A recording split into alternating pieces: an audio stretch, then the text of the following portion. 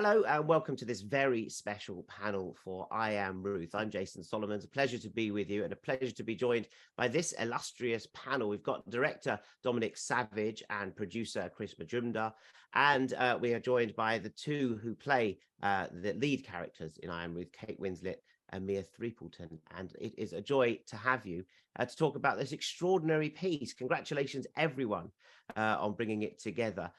Dom, I'm going to start with you because you're the director, and this is your series, isn't it? The I Am. Do we call it the I Am series? The I Am. Yes, the I Am. Yes, it is. It's a collection of films that I started about 3 years ago now. Three years ago was the first one for Channel 4. With Samantha Morton. It was the very first one I filmed, and it's just grown and grown, and I've really it just for some reason it just felt a really natural way for me to make my work. It sort of worked from the very word go, and this idea of working very closely with an actor, with a female actor in particular, just work for me and for them, and I've really enjoyed them. I mean, they're hard to make, they're not easy, they're challenging and provocative and intense, but somehow this collaboration at the heart of it feels really new and unusual, and feels like actually the right way to make work. That's what it feels like. I think it's an extra. So far, I mean, you gather it up, and it's an extraordinary series. If I may say, it reminds me of the work Michael Apted did with 7 Up. You're sort of crystallizing a moment in time, certainly in British society and British women. Yes. And I think it's extraordinary. I don't know if that was what you set out to do, but that's certainly what you're building up to. Yeah, well, I mean, the key ingredient is that there's a full commitment to make work in this way, and all the actors have wanted to do that. It's not easy. It's difficult for everyone. It's challenging because it's very raw, and the subject matters are raw, and the process is really demanding. But it produces something really different. It really does. It produces something that people respond to because they feel its authenticity. I mean, the response has been incredible. People know that this is something that is different and powerful and resonates with them. That's the point. It resonates because it's about real issues in life, basically. Yeah. Kate, did you know the series, or were you approached to do this, particularly about this subject? What drew you, or had you been aware of the Vicky McClure and Samantha Morton and Gemma Chan, all the great parts that have been created in collaboration with Dom? I was aware of the series. Yes, I was, and loved it, but was fascinated more than anything by a process that I could see was, for want of a better word, clearly extremely organic and spontaneous. And, as someone who has been doing this job now for 30 years, I love it. I still love it every single day. In fact, I said it to a young actor, a 10-year-old actor the other day. I was talking about the love of the job and how blessed I feel to still be able to do it. But in order to sort of fuel that passion, one does have to keep scaring oneself. And coming across something like this process with Dominic, I knew that it was honestly going to be terrifying, because you have to, first of all, you have to be prepared to be utterly raw and real. You also have to be prepared to be surprised by what might happen, and to sometimes not have an answer to what you should do next, because there is no script in the conventional sense. There is no written scripted dialogue. So, I'm working on something right now where it's very dialogue heavy and everyone has a part to play and you all learn your lines and you run it together and then you make the scene. But with Dominic, you do the opposite thing. So you make the scenario in your mind, and that is fleshed out on paper. So it might say something like, Ruth comes downstairs. Yes, she did have a crap night's sleep. Is that Freya she can hear? No, fuck, she's going to be late for school. Should she go in? She isn't sure. Starts making breakfast. And within that scenario, it was up to us as performers to create the words that felt appropriate with the energy of the moment, the time of day, what had happened the night before. So what you're really doing is absolutely living in the present. And Dominic would at times say to me things like, phone your son or phone your sister. And we did actually have some sequences with my real sister Beth where I called her from the car, which we ultimately didn't end up using in the story. But I just knew that this was going to be, for me, a memorable and possibly quite painful, which it was, experience. And, you know, actors kind of crave that, I have to be honest. Did you have to shake? I don't know if you've worked in this way before. Some actors have done improv, but you know, some people go to the theatre for a refresh every now and then.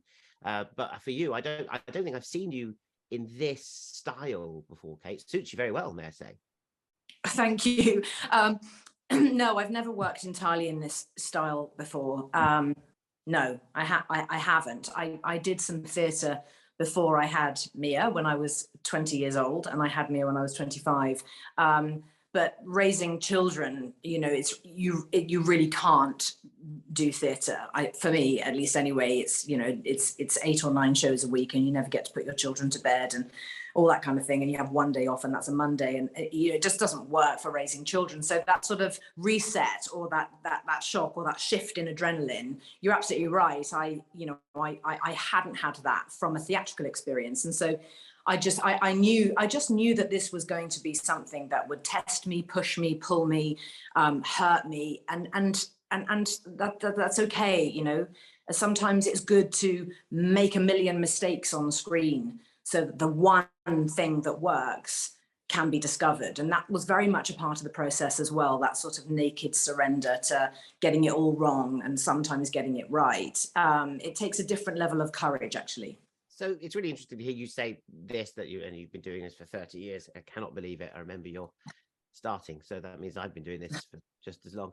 But Mia, you haven't. So I don't know. I know you've worked before, but presumably this is, you know, this is new to you, but it's also going to be formative for you going forward. Have you talked about it with your mum about this way of working, or is this just like very natural to you now?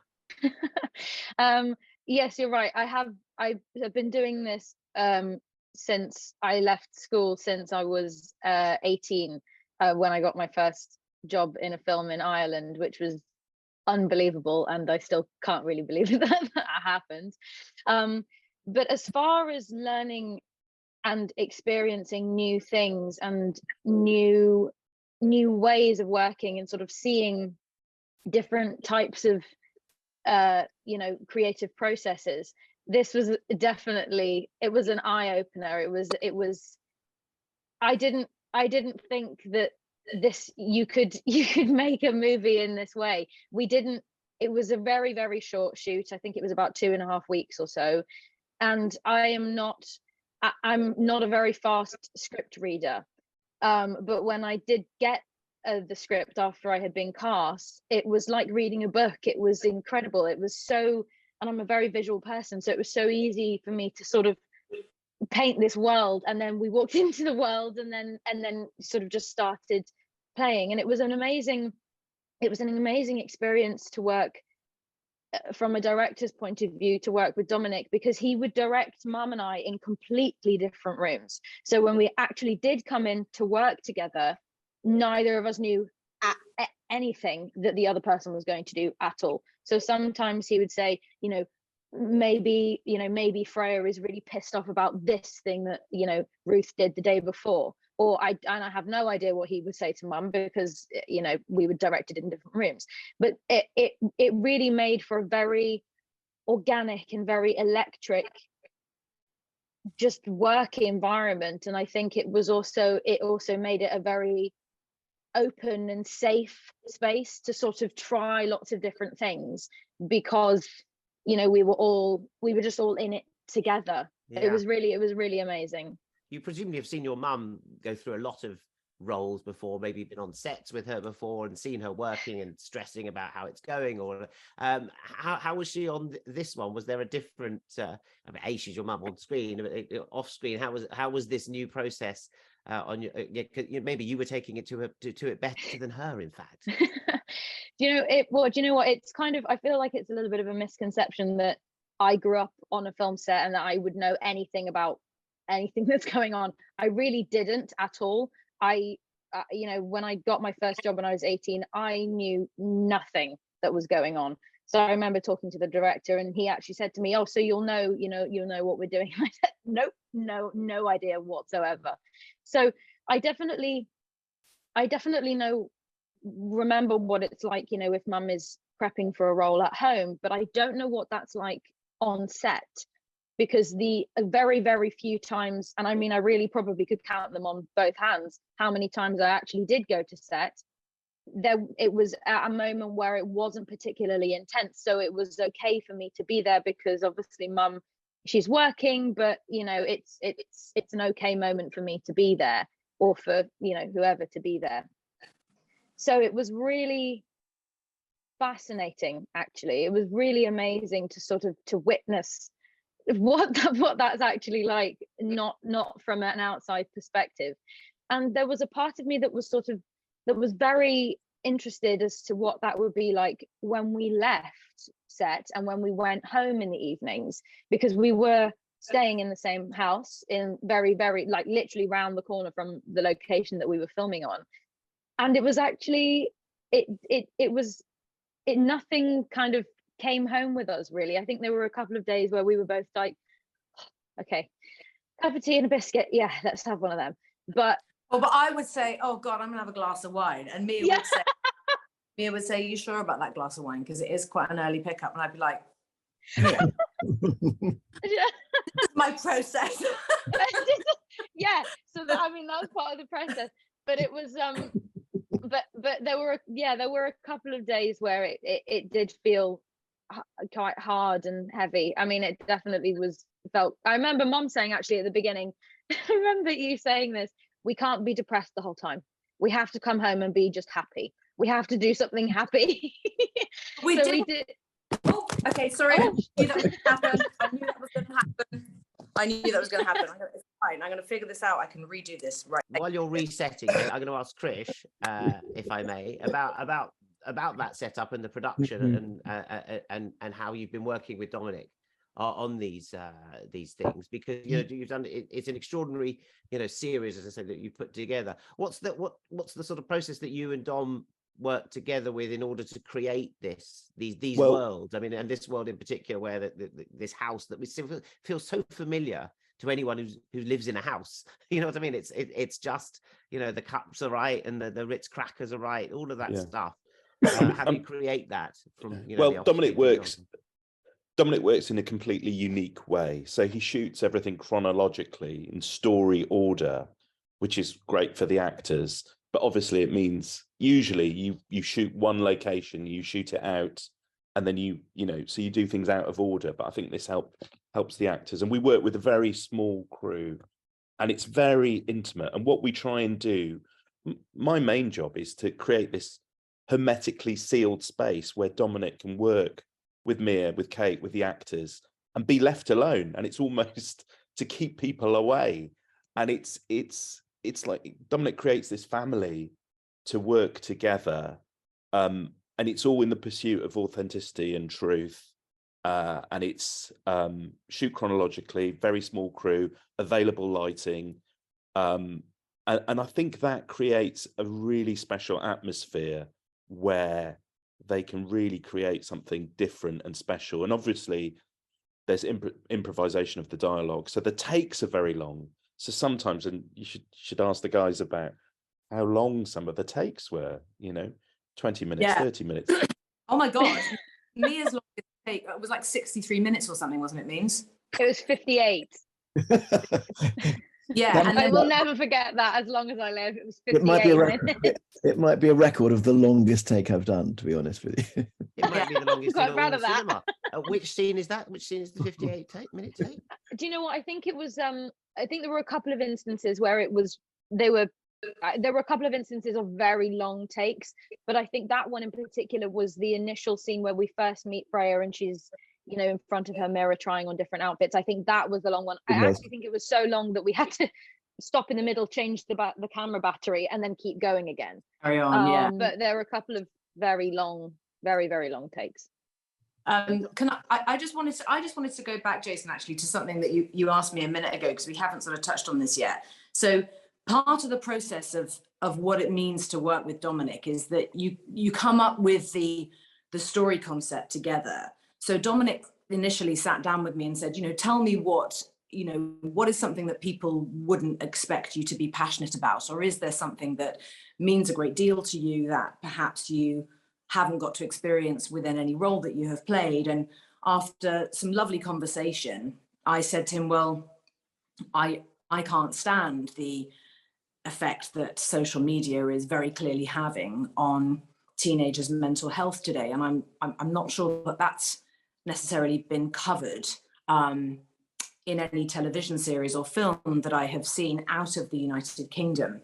And there's a way to do that could perhaps be empathetic to both the teenager and the parent, because of course, as parents today, what's happening is that we are faced with these challenges where you sometimes look at your child and think, you are worlds away from where I'd hoped you might be mentally right now, and I don't know what to do to help you or best support you.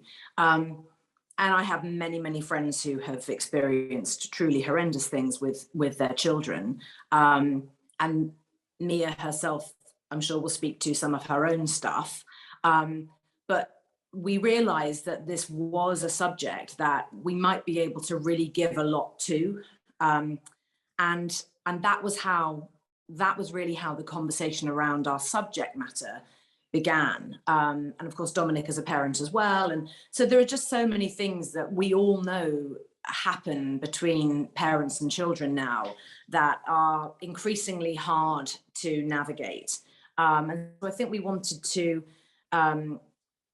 honestly just open up that conversation a bit, because it's a very strange thing as parents when you go through something and you're sort of on a white knuckle ride for a moment and you think, my God, I wish there was a manual. How do we do this? And a sort of an inability to know how do you talk about that stuff, even with friends, you know? And so that was how the conversation began. Isn't that right, Dominic?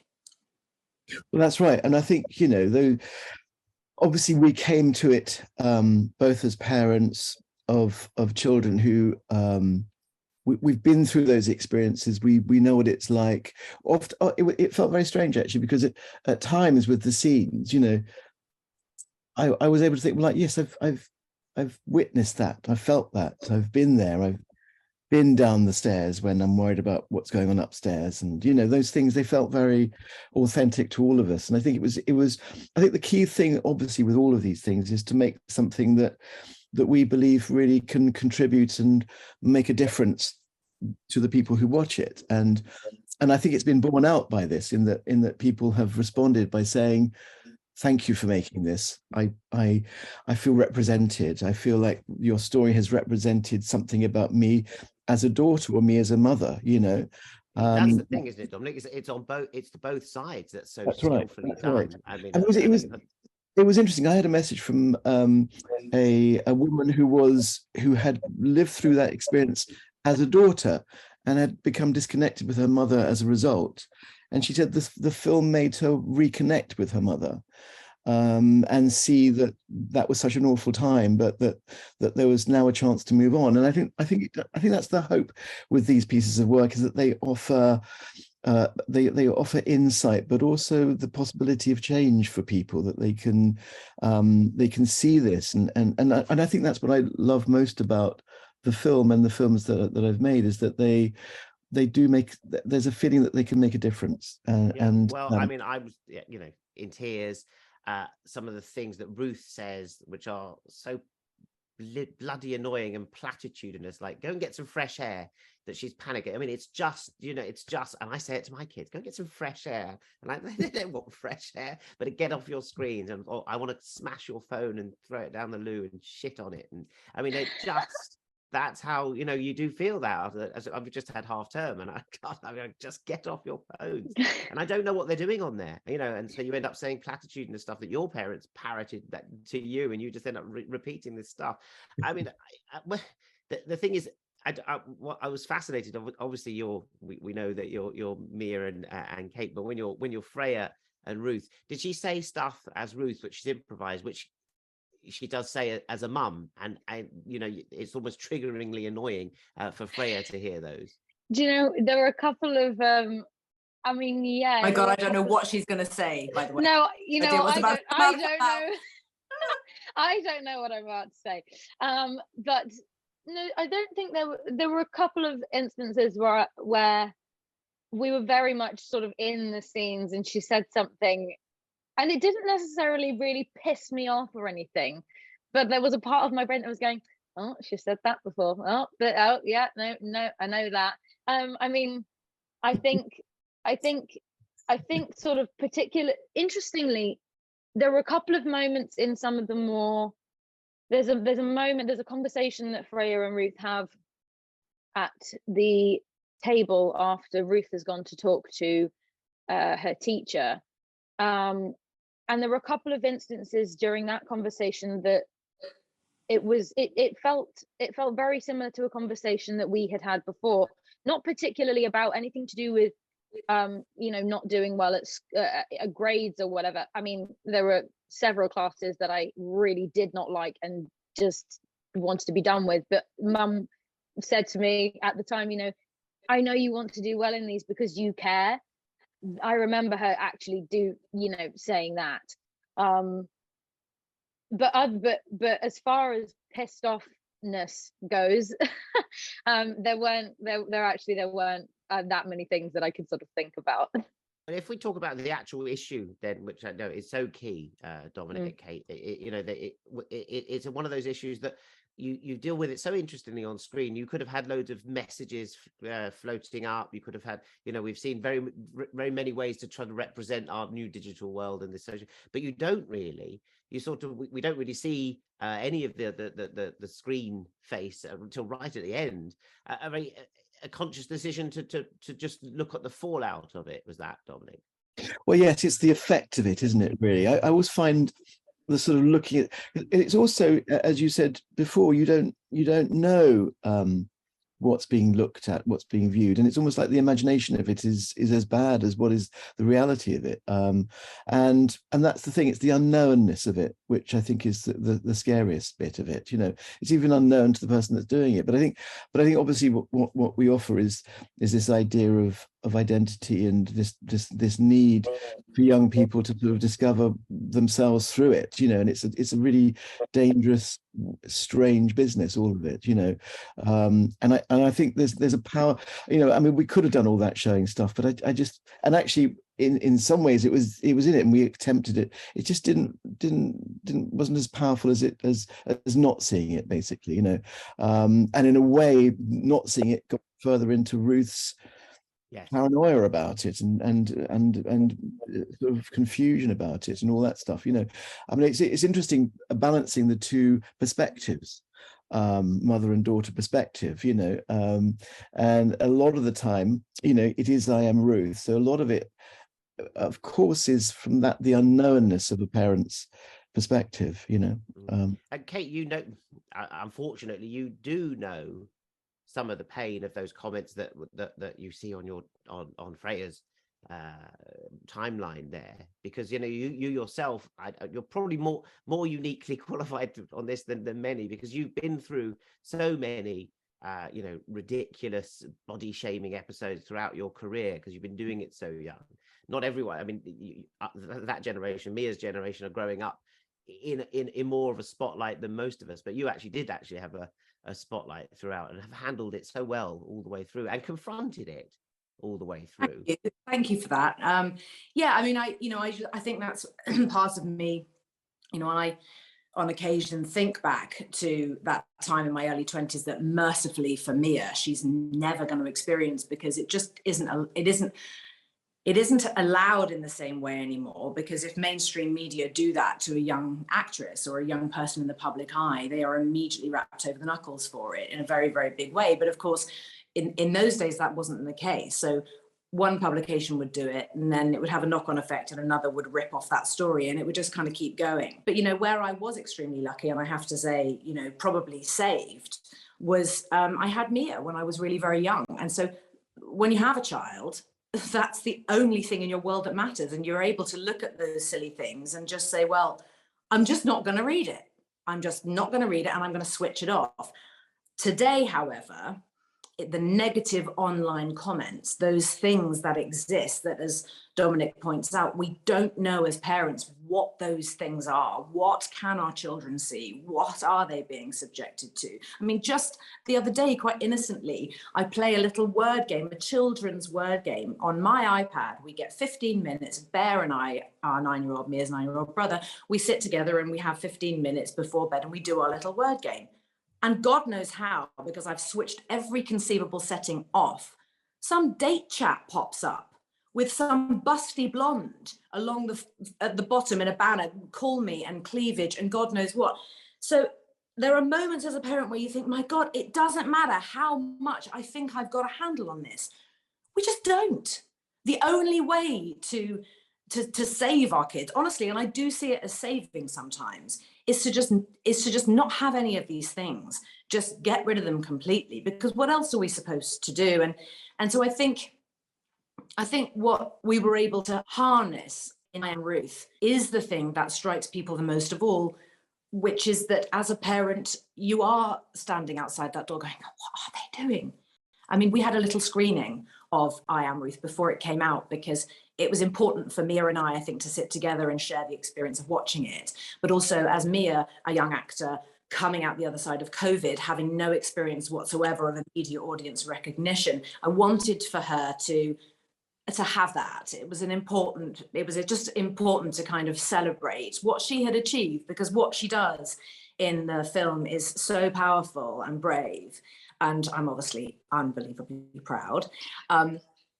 But what the friends who came to our little screening did say, all of them, every single one, was that's me. There were moments watching that when I actually had to shut my eyes. And every single mother, you know, like we were lost for Kleenex. You know, there's just not enough to go around.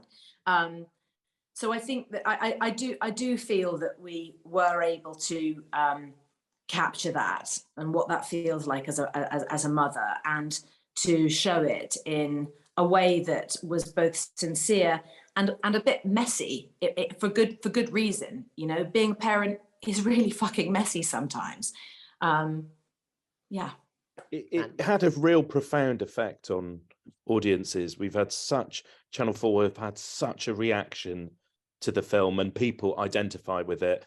I went to a screening where people were everyone was crying. Everyone was in floods of tears. Also, there was laughter because people recognized moments of themselves. But I think it's just worth reminding people that this is a fictional story. Yes, Mia and Kate are related, real life mother and daughter, but they're actors.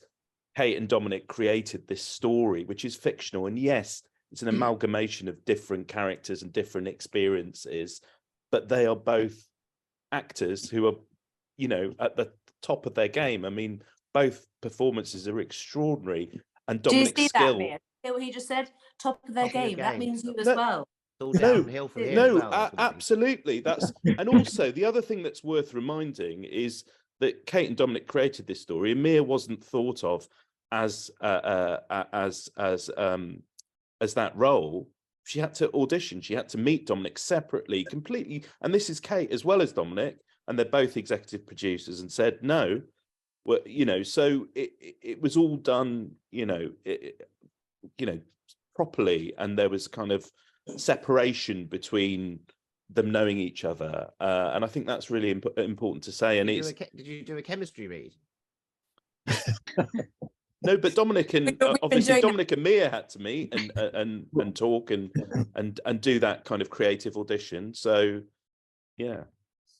It does you know, sometimes exactly. I'm glad you brought it up, Krish, because, you know, people sort of say, oh, it's sort of stunt casting in a way, but we get to such a tenderness of the relationship of mother and daughter that's where the emotion comes. I mean, that's where I was crying. I mean, I literally I don't know how to handle this, to be honest, this situation that's happening. My children are just a bit younger than Freya, but they are on TikTok and they are doing things and they are getting comments from their friends, and I don't know what they're hearing and I don't know what goes in, and, you know, you only remember the bad stuff, and it haunts them at night, the way that I think Freya must have had those awful nights under the duvet.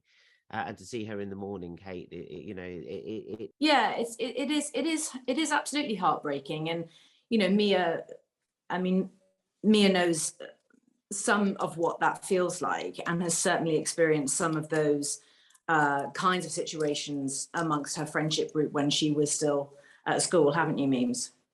Yeah, I mean, I think fortunately, so the big one, Instagram, that came about, I think, when I was about 14. So it didn't hit my age group late particularly, but it also didn't hit us as early as it has hit people now. I mean, I know, you know, young kids who are, I mean, Christ, like 10 or something, who are on Instagram, and it frightens me. It really frightens me that, you know, because Instagram is such a big world, and we talk about the internet being big and scary.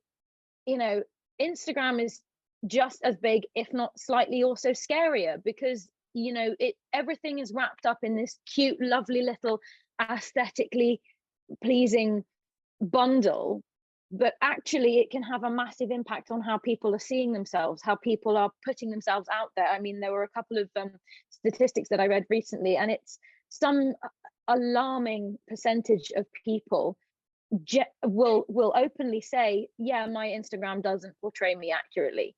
And that's one of the I mean, it's not one of the reasons I don't have Instagram. There are loads of reasons why I don't have it, one of which being no one needs to see my feet on a beach, and no one needs to see a smoothie bowl that I've made. And also, you might let you have it anyway.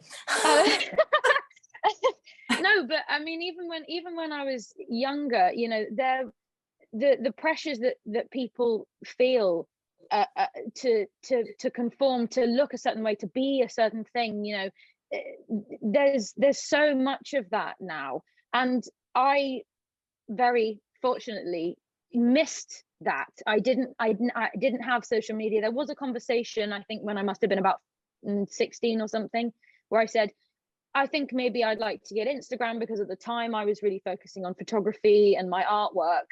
And then I spoke to Mum, and she didn't say, no, you're absolutely not having it. She didn't say that. She said, okay, make a pros and cons list. That's literally what she said. She said, go into school, talk to all of your friends, and you, not with your friends, you yourself make a pros and cons list, why you want it and why you don't want it.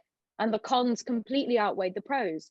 And ever since then, the more I'm living as an adult, as a young adult in this world without it, the more I'm just so bloody happy that I don't have it. I mean, I think there were, I definitely did not escape the stresses and some of the problems that come from phones. You know, in fact, I did have anxiety when I was 18 years old, and a lot of that anxiety did actually come from my phone. I didn't have any social media, and it wasn't connected to that. It was connected to lots of other different things, but I had legitimate anxiety, which I did genuinely have to, you know, go to a mental health professional, and it was really, really hard. And I was also dealing with A-levels, and I just wanted to be done, and it was horrible. So I know what having panic attacks is like randomly at lunchtime. You know, I know what that is like.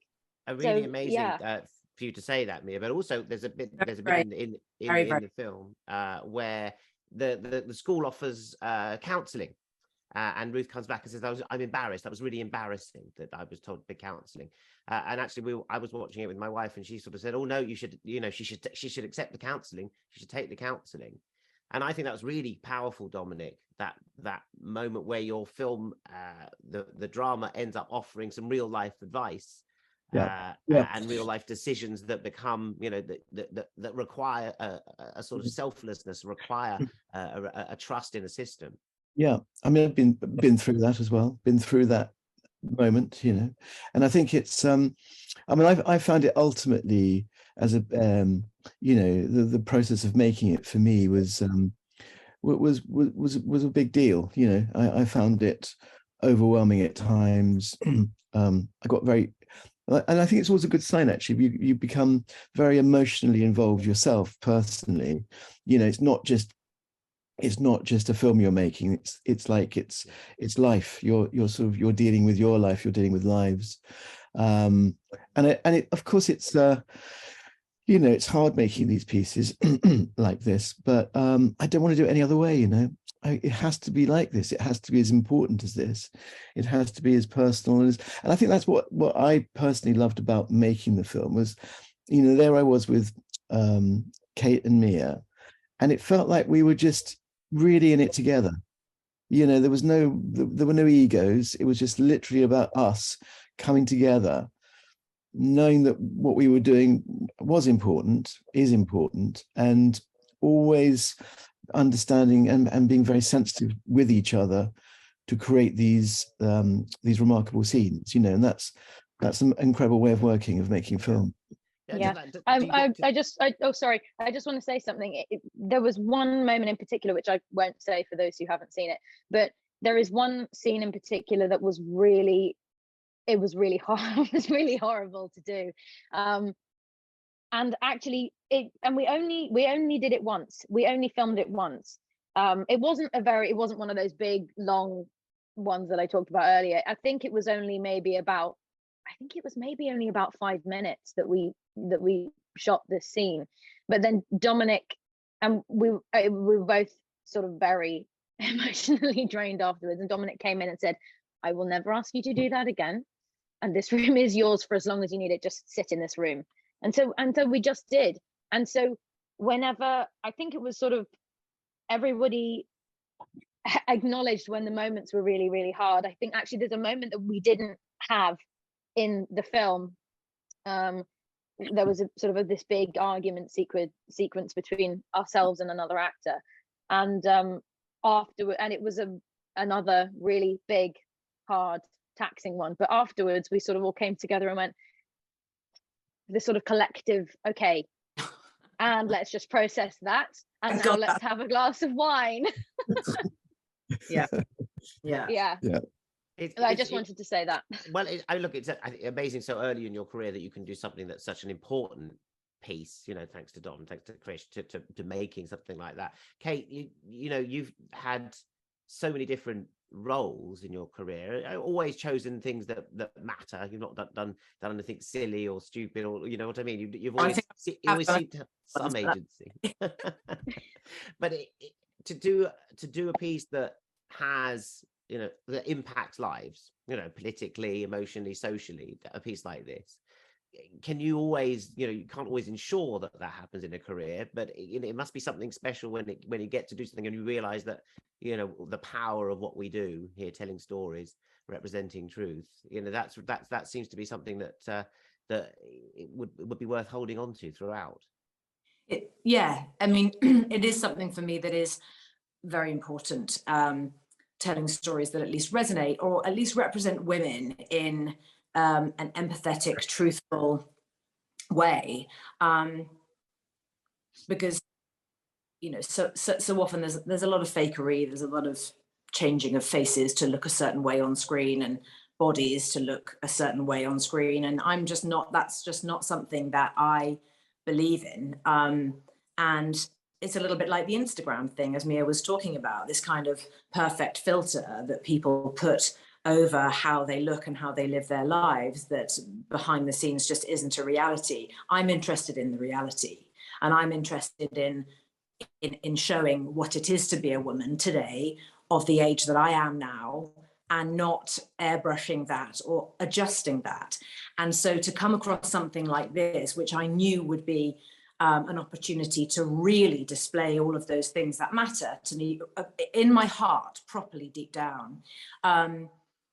You know, one hopes to make pieces of work that will resonate and hopefully make people think differently about something they might be going through, but perhaps feel a little bit less ashamed of what it is that they're experiencing. And in the case of I Am Ruth, that was certainly something that Dominic and I talked about a lot, because there's such a stigma around children's mental health and how parents cope with that and how they find the courage to share it even with one friend, because there's this weird shame around it. Well, this is not my kid. I mean, as Mia was talking about her anxiety, you know, one of Mia's wonderful teachers did say to me, it's anxiety. She has got anxiety. And I absolutely remember saying, no, she hasn't. I absolutely said it. And then she took my hand and she said, I've seen it many times before. She has anxiety. And I had to acknowledge that this was something we were about to enter into and would fix. And fortunately, we were able to, and Mia and I have always been very fortunate to have a close relationship. So it wasn't something that came about as a result of something I had actually done, but I had nevertheless missed it. I'd been missing the signs. And that was important for us to show how, as parents, we do miss it. You know, we do say the wrong thing. I mean, a lot of what comes out of Ruth's mouth, I have to tell you, does come directly from my own mother, God rest her soul. But she would say, oh, come on, darling, we've just got to get on. Just stop all this. She'd say these things because she just didn't have the words. She just didn't have the words to speak in a way that was understanding or connected. And it wasn't for lack of compassion. And it certainly wasn't for lack of love. It was just for lack of having those skills. It's a set of skills to be a parent today. And I do remember my mum, oh, get some fresh air. Let's just open the windows and just, oh, come on, let's just have a, you know, piece of toast. And you think, what? I mean, I remember, or my classic one from my mum would be, get that muck off your face. And then you're like, put some more on. I mean, I remember all of it. And so a friend of mine who's a bit older, in her 60s, and was friends with both myself and my mother on a different level, she did say to me, okay, I saw so much of Sally. I saw so much of Sally in Ruth, my mum. And I said, yeah, I know, it's yeah, I was pulling on bits from sort of everywhere. And there are some things that Ruth says. There's the scene with Ruth and Freya, when I go into her room and I sit down and say to her, it's really hard for me. I don't look forward to anything at all. And those are words that a very good friend of mine has said to me, Kate, I don't look forward to anything. I don't know. I don't know who I am.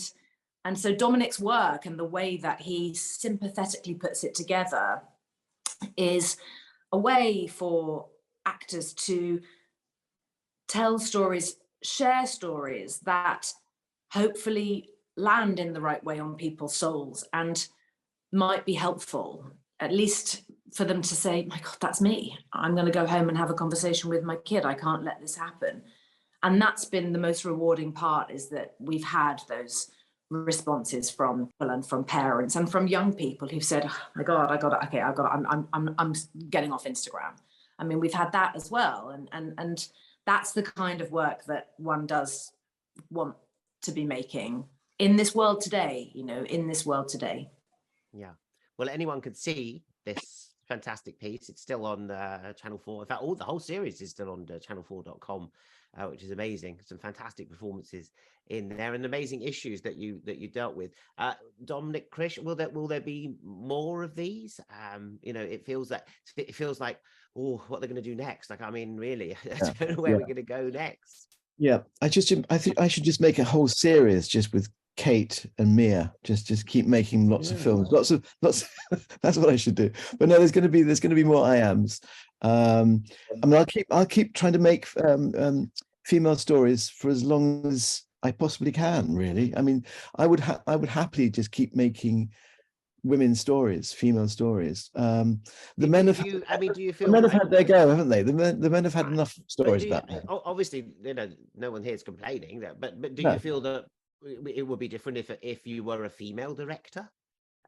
How do you mean that how they turned out? No, I don't know. But often these days, you require. We should have why is a male director telling female stories? People like to have ownership over the stories in terms of gender. Obviously, with your series, it's impeccable. I don't know what. It's a collaboration though between Kate and Dominic, and the whole series is a collaboration between a Well, female. I remember I made this film with Gemma Arterton, and I remember someone asking that same question to Gemma, that, you know, so what was it like, you know, being a man making a female, and she said, well, Dominic isn't really like most men, which I thought I took as a great compliment, which is so perhaps that's why I make them, because I'm not like most men. There we go. But I think it is, the key thing is, it is a collaboration. This film was a collaboration between Kate and obviously Mia as well, but Kate and Dominic created the story. So the authorship, Dominic is collaborating. So it isn't just a male view. And I think that's really important. But this one was really special, and Channel 4 believed and loved it so much. They said, have more time. So it was going to be 90 minutes, and then it was a 2-hour slot, because the material was extraordinary. The scenes with Kate and Mia were so powerful, and Dominic felt needed more space, and Channel 4 gave that space.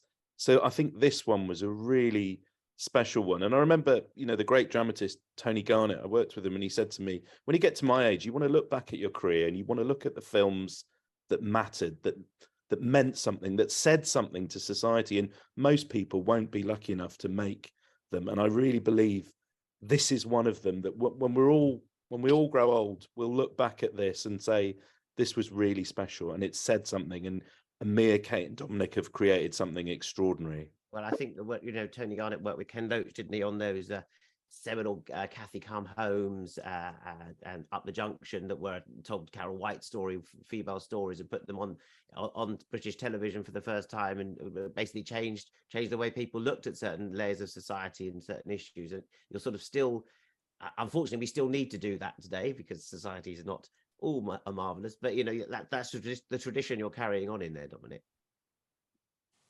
Yeah, I think Dominic is, there's very few filmmakers who are saying something about society like Dominic is doing, and I think we're all really lucky to have gone on this journey with him on this, and it really is saying something about the way we live now, and people are really responding to it, and not in a kind of didactic way. It's really emotional and visceral and authentic and truth-telling. And yeah, this was a special one. Yeah, well, that's the key thing, not showing it all. It's like when you did when you were in the Steve Jobs biopic, Kate, and, you know, I thought it was going to be all about the machines, and, you know, it's just going to be loads of tech on the screen, and actually it isn't. It was all about the people, far more powerful and far more dramatic. Just Kate and Mia, this was obviously a fantastic collaboration. Want to do more together? I mean, it's hard to beat this one. Do you want to answer that first, Mum? I mean, I haven't thought about that. I mean, I honestly haven't thought about that at all. You know, well, just because it's, for me, as Mia's mother, the most important thing is that she's carving her own path. And I think coming into this, and just to talk about the casting again for a second, I think, you know, we probably both would have questioned it, Memes, wouldn't we, if she hadn't already have been steadily working and doing well as a young actress. I think I wouldn't have wanted it for her if it was her first job out of the gate, because I would have absolutely understood people saying, oh, it's nepotism and it's la. People are going to say those things anyway. One just has to sort of tune out a bit. But for me, the most important thing right now is that Mia she doesn't need me to do the job that she is capable of doing. Plus, the other thing I think that's important to say, and I do want to say it, is that we actually are really different actors. We have completely different styles, and there's a looseness and a courage to Mia's acting that I swear to God I never had when I was 22. I feel I sort of acquired it. I feel I'm still acquiring it, quite honestly.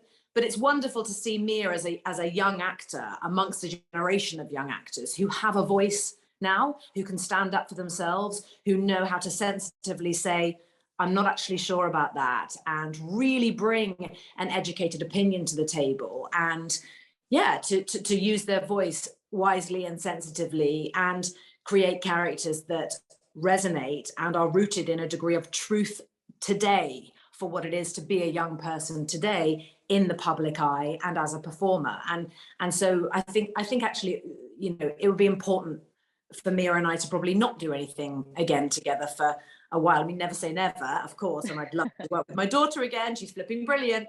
But I think, you know, it's important that the space is there for her to go off and make her own discoveries and learn completely separately to me, which she's already doing. Yeah.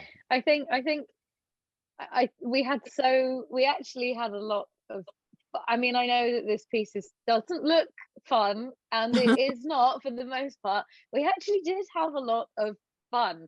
There were quite a few moments of sort of, I think it was probably much to do with the fact that the emotional weight of what had just happened in that scene was gone. We'd done it, and then we could all be happy and smiling again. Actually, I think there was a couple of moments where I came downstairs and went, "Can I hug you now?" And I'm like, "No, we're focusing now." Yeah. But I mean, very, very much like Mum said, I really did enjoy working alongside her, and I would do it again. I definitely would. I would. Mia to answer that question, I think, you know, it's not the same. But because I think, look, I still am the greenest, smallest blade of grass on this massive pitch that is this industry. So there's huge experiences that I firstly feel lucky enough to even have had any opportunity to have any of these experiences. The fact that I actually have had a couple of acting jobs is unbelievable, and I can't really believe that. And then this is just insane. This feels mental. I can't really believe how fortunate I've been to be involved in something like this. This is crazy. But I think it would be interesting to see now, and then coming back maybe 10 or 15 years on from now, if we did work together, what that would be like, because we would be different people.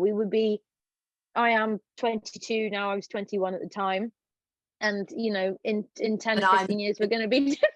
I wasn't going to say anything. You can see but we would be different people. So I think it would be interesting, but for the time being, I think I agree with you, Mum. I think it would be, you know, maybe we'll come back to it at a point. Yeah. Well, exactly. If we can get you all back into this Zoom in 10 years' time, I don't know what technology will be. We'll all be on our watches or something doing it then.